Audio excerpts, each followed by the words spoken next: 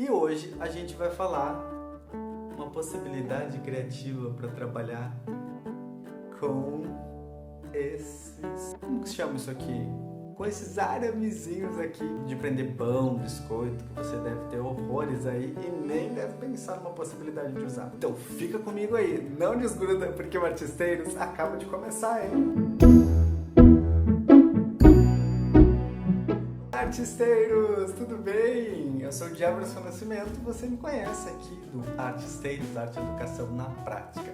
Se é a primeira vez que você está aparecendo aqui no canal, prazer, seja bem-vindo, seja bem-vinda. Já aproveito para te convidar para curtir, ativar as notificações aqui e ficar por dentro de tudo que a gente tem para compartilhar com você no aspecto da arte, da educação e da vida. Então a gente está estudando o livro de Formas de Pensar o Desenho da Edith Derdick e sobre isso estamos pensando e propondo ações também para ampliação do conceito de desenho para além do papel.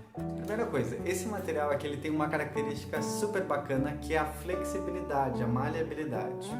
E uma outra característica, já pensando mais um aprofundamento da linguagem visual, ele compõe uma linha, né? Então essa linha a gente já pode traçar algumas características de que ora essa linha ela é mais rígida, mais dura, mais reta, ora essa linha é mais angulada, mais curva. E aí a gente vai brincando já com a ideia de construir formas, juntando um e outro. A gente pode aumentar essa linha, né? Ó, já ficou uma linha muito maior que a primeira. Ah, ainda tá curto? Bota lá um outro e a gente vai aumentando. Fica uma ideia de jogo quase, né? Super interessante assim pra gente brincar.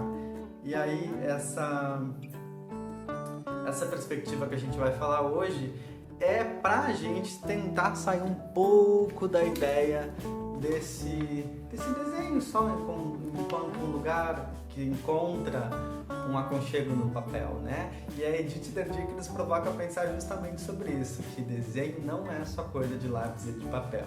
Desenho é uma coisa do corpo inteiro, é um acontecimento do corpo inteiro.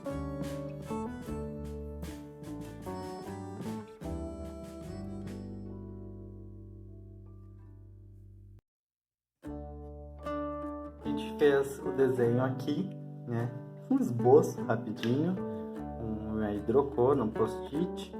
Por quê? Porque a brincadeira é a gente tentar transpor esse desenho bidimensional, assim, né?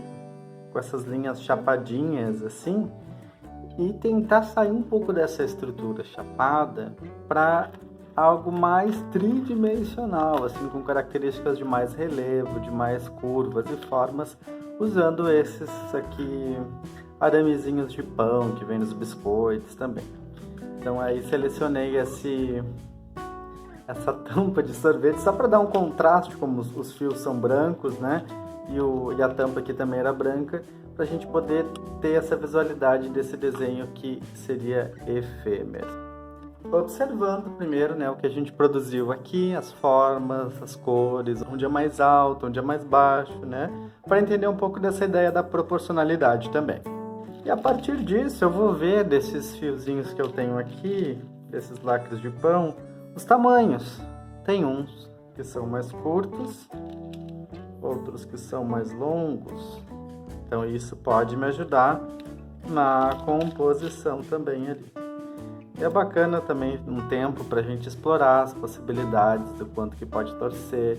Vai chegar um ponto que a gente vai torcer demais, ele pode se fracionar, ele pode se quebrar. Então tudo isso é importante também nessa nossa criação, né? Conhecer bem um pouco das características desse novo material, assim como a gente passa anos e anos na escola conhecendo um pouco mais desse material.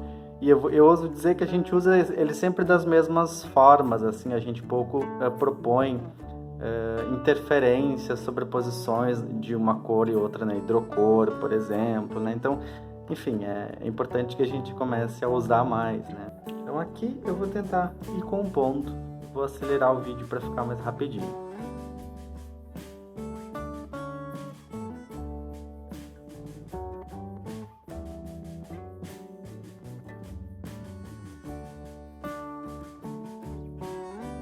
Então, nesse primeiro movimento aqui, eu brinquei bem de uma forma de reproduzir esse chapado, para entender as formas, os volumes, né?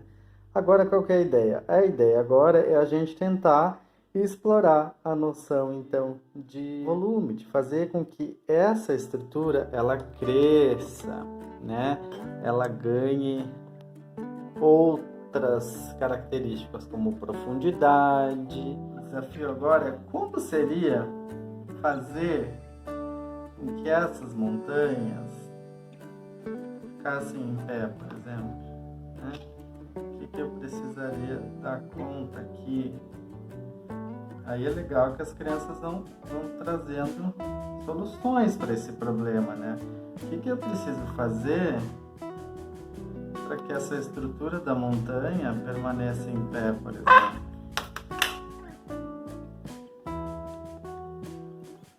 Né? Aí a gente vai indo. Daqui a pouco chegamos à conclusão de que a gente precisaria de uma base, de alguma coisa para fixar, né? Por exemplo, aqui é uma das conclusões que eu já estou acelerando o processo. Mas quero colocar uma massinha embaixo, uma argila. Ainda ele está uma estrutura de relevo, de ondulação, mas ele não ganhou os outros lados. Então a gente pode, por exemplo, como que é lá do outro lado, lá atrás da montanha?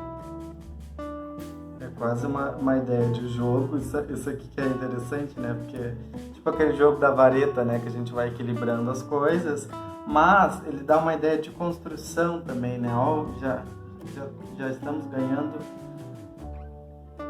uma outra estrutura aqui, né? Olha que legal poder passear por essas estruturas, né? Algo super simples, já elas de outros ângulos. O convite que fica para a gente pensar é que a gente não quer reproduzir uma cópia disso aqui. A gente quer entender isso, como que isso se transforma em outra coisa a partir desses materiais. E aí, a partir dessa estrutura, por exemplo, que a gente montou aqui, a gente poderia ir para massinha, ir para argila, para entender. Aqui, digamos que seria o esqueleto da montanha, das coisas que a gente produziu, e a massinha já iria proporcionar o invólucro, né? As coisas que perpassam essa estrutura desse esqueleto, né? Então, fica esse o convite para a criação, para a brincadeira. Espero que vocês gostem. E não se esqueçam de acompanhar as nossas redes sociais, o nosso trabalho aí no Artesteiros, Arte e Educação na Prática. Grande beijo e até a próxima!